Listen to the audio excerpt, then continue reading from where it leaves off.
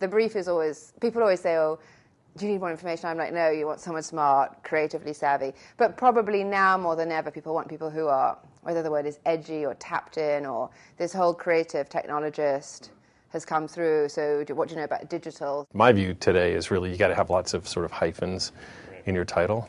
You know, if you look at Hollywood, you know, Hollywood is about actor, writer, producer, director. More hyphens, the more perspective. I think that young planners need to experience more and need to go outside of whatever advertising, whatever you want to call it, our industry is, to see. I think seeing how people start businesses from the smallest business to the largest business is so important, because in many ways when you get into advertising, you never actually see entrepreneurialism. I think the most successful or the most inspirational planners are the planners who kind of give away their thoughts, knowledge, ideas for free. So the reason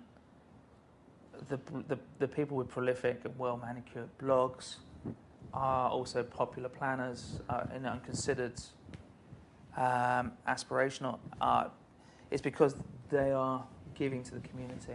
Bahama qualities are essential in a planner today.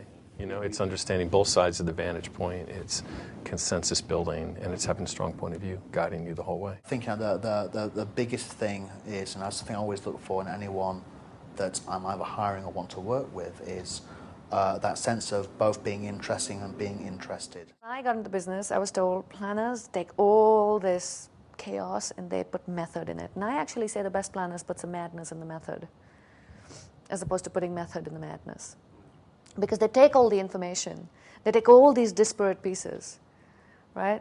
They link them together, and then they just do there's a little shifting, a little sort of magic that happens. I get very cross when people start talking about planning as being about simplicity and simplifying, because I think often that leads to very thin ideas or solutions or approaches. I think the best bits of planning tend to be quite dense, tend to be quite kind of, you know, packed full of information and kind of an interesting rubber band ball, rather than being a very thin kind of like couple of pieces of word on a paper. And I think that's where we often fall down, is we create these overly simplistic models rather than these very well distilled bits of thinking about, if this is going on in culture, if this is what this business's core competence is, what is it that we can actually make that has some real richness and meaning? I think everyone does their best work, honestly, when they're doing something they're really passionate about. If you're a passionate practitioner, then the business of planning, the business of marketing, the business of ideas, intellectual pursuit, culture, consumer, that needs to be,